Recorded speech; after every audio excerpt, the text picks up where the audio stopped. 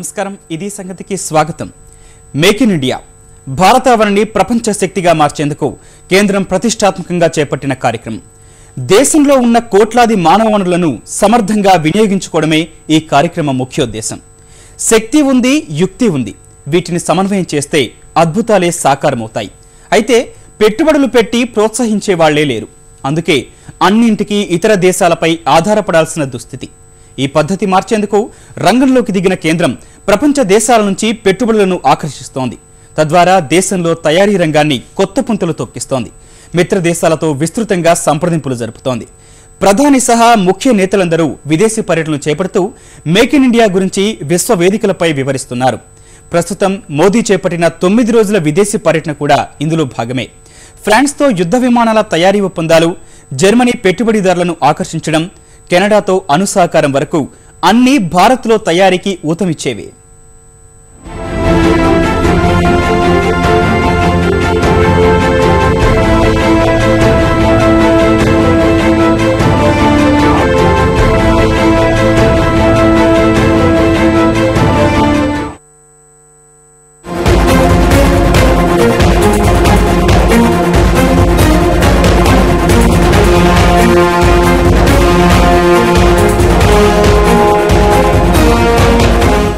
భారత్లో తయారీ నరేంద్రుడి స్వప్నం ప్రస్తుతం అదే అంశాన్ని ప్రతి భారతీయుడి కలగా మలిచే ప్రయత్నంలో ఉన్నారు మోదీ స్వయం సమృద్ధి భారత నిర్మాణమే అందరి లక్ష్యమని నినదించేందుకు కృషి చేస్తున్నారు ఈ కలల సాగు కోసం 125 కోట్ల భారతీయులకు ప్రతినిధిగా మోదీ నిరంతరం శ్రమిస్తున్నారు అందివచ్చే ఏ అవకాశాన్ని జారవిడుచుకోకుండా జాగ్రత్తగా ఒడిసి పట్టుకుంటున్నారు వివిధ దేశాల్లో పర్యటిస్తూ భారత్లో ఉన్న అవకాశాల గురించి ప్రపంచ యవనికపై వివరిస్తున్నారు వేల కోట్ల రూపాయల విదేశీ పెట్టుబడులు భారత్లోకి వచ్చేలా చేస్తున్నారు 9 రోజుల పాటు సాగిన ఐరోపా పర్యటనలో భారత్ నిర్దేశించుకున్న ఎన్నో లక్ష్యాలు అందుకోవడంలో మోదీ సఫలమయ్యారు గతంలో మాదిరిగానే ప్రవాస భారతీయులపై తన మాటల మంత్రంతో సమ్మోహితులను చేసి వాళ్లలో భారతావనిపై ఉన్న ప్రేమాభిమానాలు ఉప్పొంగేలా చేశారు 9 రోజుల పాటు 3 ఐరోపా దేశాల్లో పర్యటించిన మోదీ తొలుత ఫ్రాన్స్ ను సందర్శించారు ఈ 72 గంటల సమయంలోనే భారత్ ఫ్రాన్స్ మైత్రిని కొత్త తీరాలకు తీసుకెళ్లారు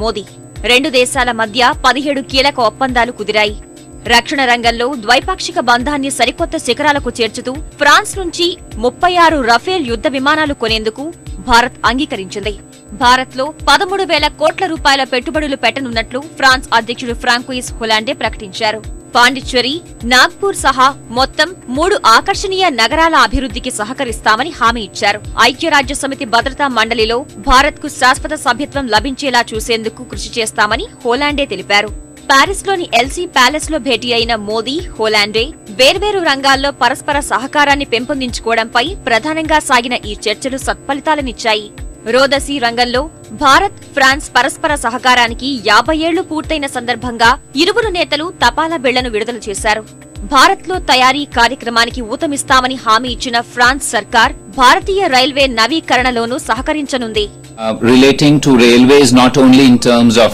railway stations but also high speed trains in terms of defense there was an interaction relating to what French companies can do and add value to India in defense. Prime Minister mentioned that for him the highest priority is for Make in India in defense, and therefore there was a fairly substantial interaction about the advantages of making in India in terms of defense products.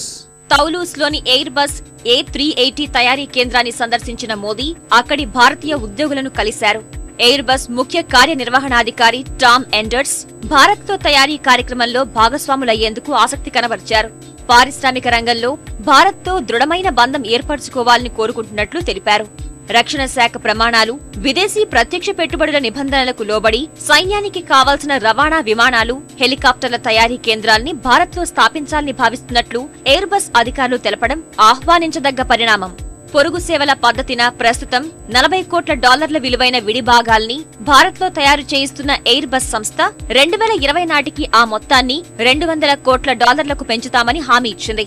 French మౌలిక సదుపాయాలు, రక్షణ సంస్థల కార్యనిర్వాహక అధికారులతో ప్రధాని మోదీ సమావేశమయ్యారు. అక్కడి ప్రతిష్టాత్మక సంస్థల ఉన్నతాధికారులతో చర్చలు జరిపారు. ఫ్రాన్స్ పరిశ్రమల సమాఖ్య MEDEF ఏర్పాటు చేసిన సమావేశంలోనూ మోదీ పాల్గొన్నారు. భారత్లో తయారీ లక్ష్యాలను వారికి ప్రధాని వివరించారు. ప్యారిస్లోని యునెస్కో ప్రధాన కార్యాలయంలో ప్రసంగించిన మోదీ భారతీయత అంటే ఏంటో ప్రపంచ దేశాలకు వివరించారు. జీవించే ప్రతి పౌరుడికి సమాన హక్కులు, స్వేచ్ఛ కల్పించడమే తమ లక్ష్యమని నరేంద్ర మోదీ స్పష్టం చేశారు. శాశ్వత శాంతి కోసం విద్య ప్రధానమన్న గాంధీ వ్యాఖ్యలను మరోసారి ప్రపంచానికి గుర్తు చేశారు. లిల్లేలోని చాపెల్ యుద్ధ స్మారక చిహ్నం వద్ద తొలి ప్రపంచ సంగ్రామంలో ప్రాణత్యాగం చేసిన భారతీయ సైనికులకు నివాళులర్పించారు. ప్రవాస భారతీయులతో జరిగిన ఆత్మీయ సమావేశంలో ఉద్వేగభరితమైన ప్రసంగం చేశారు. ప్రపంచ శాంతి కోసం వేల మంది భారతీయులు అమరులైన ఐక్యరాజ్య సమితిలో శాశ్వత భాగస్వామ్యం కోసం ఇంకెంతకాలం ఎదురు చూడాలని ప్రశ్నించిన మోదీ ఫ్రాన్స్, చైనా నుంచి మద్దతు ప్రకటనలు వచ్చేలా చేశారు. शांति के लिए जीने मरने वाला ये देश यूनाइटेड नेशन में सिक्योरिटी काउंसिल में सीट पाने के लिए तरस रहा है. ये अवसर है गांधी और बुद्ध की भूमि को उसका हक देने का. वो दिन चले गए जब हिंदुस्तान भीख मांगेगा. ये देश अपनी 78th एनिवर्सरी जब मनाएगा तो इन विषयों पर पुनर्विचार करें. ఫ్రాన్స్ పర్యటన అనంతరం జర్మనీలో అడుగుపెట్టిన మోదీ అక్కడి పారిశ్రామిక సంస్థలను ఆకర్షించడమే లక్ష్యంగా పనిచేశారు. నూతన విజయ శిఖరాలకు చేరేందుకు భారత్లోని అపార అవకాశాల్ని అందిపుచ్చుకోవాలని ప్రధాని మోదీ అక్కడి పెట్టుబడిదారులకు పిలుపునిచ్చారు. హన్నోవర్లో జరిగిన అంతర్జాతీయ వాణిజ్య ప్రదర్శనలో భారతీయ విభాగాన్ని ఆ దేశ ఛాన్సలర్ ఏంజెలా మోర్కెల్తో కలిసి ప్రారంభించి ప్రపంచ ఉత్పత్తి కేంద్రంగా ఎదిగేందుకు భారత్ దగ్గరున్న అవకాశాల్ని వివరించారు. అనంతరం మోర్కెల్తో కలిసి చాయ్ పే చర్చ నిర్వహించారు. భారత్ను ప్రపంచ ఉత్పత్తి కేంద్రంగా తీర్చిదిద్దడమే లక్ష్యంగా పెట్టుకున్న మోదీ అందుకు అవసరమైతే మరిన్ని సంస్కరణలు చేపడతామని జర్మన్ వ్యాపార, వాణిజ్య సంస్థలకు హామీ ఇచ్చారు. హన్నోవర్లో 2 దేశాల సంయుక్త వాణిజ్య సదస్సులో ఏంజెలా మోర్కెల్తో కలిసి పాల్గొన్న మోదీ భారత్లో నియమ నిబంధనలకు సంబంధించి పాత అభిప్రాయాల్ని మర్చిపోవాలని వ్యాపారవేత్తలకు సూచించారు. భారత్లో ఉన్న అపార అవకాశాల్ని వివరించి వ్యాపారానుకూల వాతావరణం సృష్టికి ఇటీవల చేపట్టిన చర్యల్ని గుర్తు చేశారు. పరిశ్రమల స్థాపనకు నిబంధనలు సరళీకరించడంతో పాటు నియంత్రణ వ్యవస్థల్ని మరింత పారదర్శకంగా, సుస్థిరంగా చేసినట్లు వివరించారు. 2 దేశాల ప్రజల సంక్షేమం కోసం భారత్లో తయారీ కార్యక్రమంలో భాగస్వాములు కావాలని జర్మన్ సంస్థల ప్రతినిధుల్ని ప్రధాని కోరారు. బెర్లిన్లో జరిగిన ప్రవాస భారతీయుల ఆత్మీయ సమావేశంలో పాల్గొన్న మోదీ భారత్ అభివృద్ధిలో భాగస్వాములు కావాలని పిలుపునిచ్చారు. न सिर्फ जर्मनी, पूरे विश्व का आज भारत पर ध्यान केंद्रित हुआ. 3 प्रमुख बातें डेमोग्राफी, डेमोक्रेसी एंड डिमांड वे पूरे विश्व को आकर्षित कर रही है. Dass wir uns nicht abschotten vor Wettbewerb, sondern dass wir offen sind, so wie ich es gegenüber dem Partnerland Indien gesagt habe, bei dem wir uns in der Tat auch sehr freuen würden, wenn wir die weit fortgeschrittenen Handelsgespräche wieder aufnehmen können. Germany పర్యటన అనంతరం మోదీ కెనడాలో పర్యటించారు. దాదాపు 4.5 దశాబ్దాల తర్వాత ఆ దేశానికి వెళ్లిన తొలి భారత ప్రధానిగా ఆయన రికార్డు సృష్టించారు. తొలి రోజు ఆ దేశ ప్రధాని స్టీఫెన్ హార్పర్ తో ద్వైపాక్షిక చర్చలు జరిపి అణు ఇంధన రంగంలో ఒప్పందాలను ఖరారు చేసిన ప్రధాని మోదీ రెండో రోజు టొరంటోలోని ప్రవాస భారతీయులను ఉద్దేశించి కీలక ప్రసంగం చేశారు. కెనడా ప్రధాని స్టీఫెన్ హార్పర్ దంపతులు కూడా ఈ కార్యక్రమానికి హాజరు కాగా సమీప భవిష్యత్తులోనే ప్రపంచ దేశాలన్నిటికీ భారత్ దిక్సూచిలా మారుతుందని మోదీ విశ్వాసం వ్యక్తం చేశారు. ये यात्रा को मैं कई तरह से सफल मानता हूं. हमने कई विषयों पर प्रगति की है. हमने दीवारों को सेतु में बदल दिया है. बीपा और सिपा भी जल्द सफलतापूर्वक हम कर लेंगे, ऐसा मुझे विश्वास है. भारत के विकास में आप भागीदार बनेंगे तो आपको लाभ तो होगा ही, परंतु विश्व की 1/6 आबादी के प्रगति और खुशहाली में योगदान देने में आपको एक आनंद मिलेगा. ఈ 9 రోజుల పర్యటనలో 3 దేశాలతో ద్వైపాక్షిక సంబంధాలతో పాటు ఆ దేశ ప్రజలకు, భారతీయులకు మధ్య ఆత్మీయ అనుబంధం పెంపొందించేందుకు తీవ్రంగా ప్రయత్నించారు. భారత్ లక్ష్యంగా పెట్టుకున్న మేక్ ఇన్ ఇండియాకు విస్తృత ప్రచారం కల్పించారు. అమానుషం.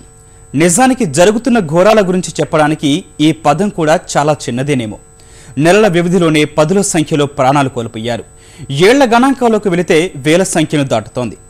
గ్రహాంతరాలు అందుతున్న తరుణంలోనూ మన వారి మూర్ఖత్వం, మూఢ విశ్వాసాలకు బలైపోతున్న వారి సంఖ్య ఇది. మానవ హక్కుల మాట కాదు, సాటి మనిషి అన్న విచక్షణ కూడా ఉండటం లేదు. రక్తం రుచి మరిగిన మృగంలా విరుచుకుపడుతున్న వరస విషాదాంతాలెన్నో ఎన్నెన్నో. ఇవాళ ఓ మతిస్థిమితం లేని మహిళ, నిన్న మొగలమ్మ కుటుంబం, అంతకుముందు ప్రాణాలు వదిలిన రామస్వామి, కత్తిపోట్లకు బలైపోయిన కవాల్కర్, ధర్మయ్య, రాములనే అల్పజీవిని పెట్రోల్ పోసి మరీ నిప్పంటించిన మరికొందరు, చేతబడి, బాణామతి, క్షుద్ర పూజలు, ఇలా పేరు ఏదైనా అదే నెపంతో విలువైన ప్రాణాలు గాల్లో కలిసిపోతున్నాయి. కొడుతున్నారు, పొడుస్తున్నారు, కాల్చి చంపుతున్నారు, మరెన్నో రకాలుగా చిత్రహింసలకు గురి చేస్తున్నారు. 2 ఏళ్లుగా తెలుగు రాష్ట్రాల్లో పెరుగుతున్న ఈ దాడులు ఆందోళన కలిగిస్తున్నాయి. పౌర సమాజానికి మేల్కొలుపు పాడుతున్నాయి.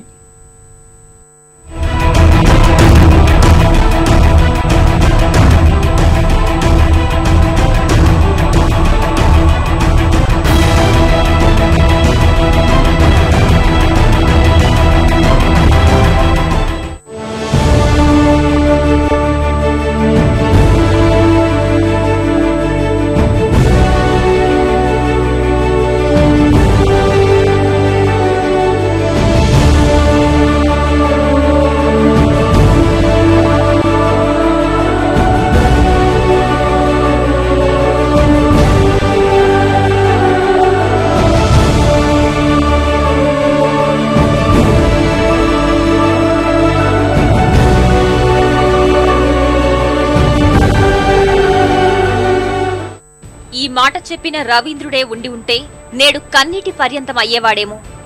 ఏది మూఢంగా నమ్మకండి. ఎక్కడ చదివినా సరే, ఎవరు చెప్పినా సరే, చివరకు నేను చెప్పినా సరే, అది మీ తర్కానికి, హేతువుకి, మీ లోక జ్ఞానానికి అంగీకారమైతే తప్ప అన్న గౌతముడు అంతే మనోవేదనకు గురయ్యేవాడేమో. ఆకాశానికి నిచ్చెనలు వేస్తున్న ఇదే సమాజంలో రక్త చరిత్రలు లిఖిస్తున్న మూఢాచార మూర్ఖత్వాలు పరాకాష్ఠకు చేరుకుంటున్నాయి. కనీస విచక్షణ మరిచిన గుడ్డి నమ్మకాలు ఎందరో అమాయకుల ప్రాణాలు తీస్తున్నాయి. కొంతకాలంగా స్తబ్దుగా ఉంది అనుకున్న ఈ మహమ్మారి సమస్య ఇప్పుడు కలకలం సృష్టిస్తోంది.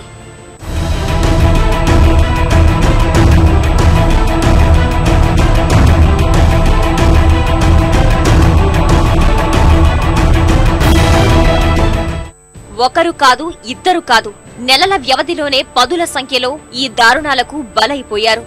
అత్యంత అమానవీయ, అమానుష, పాశవిక దాడుల్లో ప్రాణాలు కోల్పోయారు, తీవ్రంగా గాయపడ్డారు. అనుమానమే పెనుభూతమవుతోంది. 10 తలల కాలసర్పమై వారిని కాటేస్తోంది. మంత్రగాళ్ల నెపంతో కొట్టి చంపుతున్నారు, క్రూరాతి క్రూరంగా హింసిస్తున్నారు. వీళ్లందరి పాలిట మూఢనమ్మకమే మృత్యుపాశంగా మారుతోంది. సామాన్యులే హంతకులుగా మారుతున్న ఈ దాడుల పరంపరలో చంపేది, చనిపోతున్నది కూడా బడుగులే. తీవ్రతరం అవుతున్న దారుణ దురాగతాల పరంపరలో అసువులు బాసిన ఈ మతిస్థిమితం లేని మహిళ కథ వింటే కన్నీళ్లు రాక మానవు. కాళ్లతో తొక్కిపెట్టి మరీ పట్టకారుతో పళ్లన్నీ పీకి దాష్టికానికి పాల్పడ్డారు. వేదనతో ఆమె చేసిన ఆక్రందనలన్నీ అరణ్య రోదనలే అయ్యాయి. మంత్రగత్తె అని అనుమానించి 40 మంది మూకుమ్మడిగా దాడి చేసి ఇష్టారాజ్యంగా కుట్టారు. దెబ్బల తీవ్రతకు ఆమె శరీరంలో ఎముకలు కూడా విరిగినట్లు వైద్యులు నిర్ధారించారు. నిజామాబాద్ వర్ణిలో జరిగిన ఈ ఘటనలో తీవ్రంగా గాయపడిన ఆ మహిళ సికింద్రాబాద్ గాంధీ ఆసుపత్రిలో చికిత్స పొందుతూ తుదిశ్వాస విడిచింది. ఈ మార్చి 31న ఇలాంటి ఘోరమే చోటు చేసుకుంది. రంగారెడ్డి జిల్లా వికారాబాద్ సమీపంలో బేల్చెల్లో బాణామతి పేరుతో లక్ష్మణ్, ఆసయ్య అనే ఇద్దరు మొగులమ్మ, బుచ్చయ్య, వారి కుమారుడు నరహరిలపై కిరాతకంగా దాడి చేశారు. దాడిలో మొగులమ్మ ప్రాణాలు కోల్పోగా మిగిలిన ఇద్దరు మరణం అంచులకు వెళ్లొచ్చారు.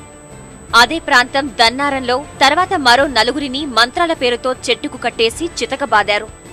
రంగారెడ్డి ఘటనకు 3 రోజుల ముందు మార్చి 26న మంత్రాల నెపంతో మరొకరిని విచక్షణారహితంగా కొట్టి చంపారు. మెదక్ జిల్లా తూప్రాన్ మండలం ముప్పిరెడ్డిపల్లి గ్రామస్తులు విచక్షణారహితంగా కొట్టడంతో ఆ ఊరికే చెందిన 62 ఏళ్ల రొడ్డ రామస్వామి ప్రాణాలు వదిలాడు. అతడికి మంత్రాలు వచ్చనే అనుమానమే పెనుభూతమైంది. అతడి వల్లే కీడు జరుగుతోందని భావించి కుటుంబ సభ్యుల ఎదుటే రాళ్లు, కర్రలతో విచక్షణారహితంగా కొట్టి చంపారు. అడ్డొచ్చిన భార్య పోచమ్మ, కూతురు రేణుక, కుమారుడు సాయిలపైన దాడి చేశారు. ఒక ఆమె ఎల్లమ్మ అని శివం మూకుంటూ తోలుకొని వచ్చి మా నాన్నని కొట్టేస్తూనే ఉన్నారు. కొడుతున్నారని నేను అడ్డం వెళ్ళగానే నాకు మా నాన్న మనసు అన్నీ నాకు పడ్డాయి. నా చేయికి ఓడిసిరు, అక్కడ ఓడిసిరు, కడుపులు ఘోరంగా చంపారు. మా ఇంటి దగ్గర నుండి వాళ్ళ ఇంటి దగ్గర వరకు గుంజుకోపోయి రోడ్డు మీద గొడవ గుంజుకోపోయి చంపేసారు. చంపారు సడన్గా గుంజుకొని మస్తు దూరం గుంజుకపోయారు. భారీ వాతల డైరీ మీదనే ఉంది, భారీ వాతల అన్ని పేషెంట్ చంపేస్తే మేము అంది నేను కూడా అనుకుంటా ఉరికొచ్చి దాని కొడుకు అట్లా అది అయ్యింది. ఇక గుంజుకపోతే నేను అని కూడా చంపేస్తాను. చంపేయరు అని ఆయన పోలీసు వాళ్ళు వచ్చి ఇక్కడ వాళ్ళు. ఈ నెల 9న ఆదిలాబాద్ జిల్లాలో ఇదే తరహా ఘోరం జరిగింది. ఆసిఫాబాద్ మండలం అంకుసాపూర్లో మంత్రాల నెపంతో వ్యక్తిని దారుణంగా హత్య చేశారు. వ్యవసాయ కూలీ కవాల్కర్ను అదే ఊరికి చెందిన గణపతి నరికి చంపాడు. కొంతకాలం క్రితం అనారోగ్యంతో కన్నుమూసిన కుమార్తె సవిత మృతికి కవాల్కరే కారణమన్న అపోహే గణపతిని దుర్మార్గానికి ఉసిగొల్పింది. మృతుడు కవల్కర్ సంతోష్ అయిన నిందితుడు భవానీ గణపతి అతను మంత్రాల ఆరోపణ మీద ఈరోజు సంఘటన జరిగింది. మృతుడు ఈరోజు బహిర్భూమికి వెళ్తుండగా ఉదయం 5:45 ప్రాంతంలో నిందితుడు అవకాశాన్ని చూసుకొని మృతుడిని నరకడం జరిగింది. ఈ ఏడాది ప్రారంభంలో జనవరి 6న మహబూబ్ నగర్ జిల్లాలో ఇలాంటి ఘటనే జరిగింది. మంత్రాలు చేస్తున్నాడన్న నెపంతో ఓ వ్యక్తిపై పెట్రోల్ పోసి నిప్పంటించి హత్య చేశారు.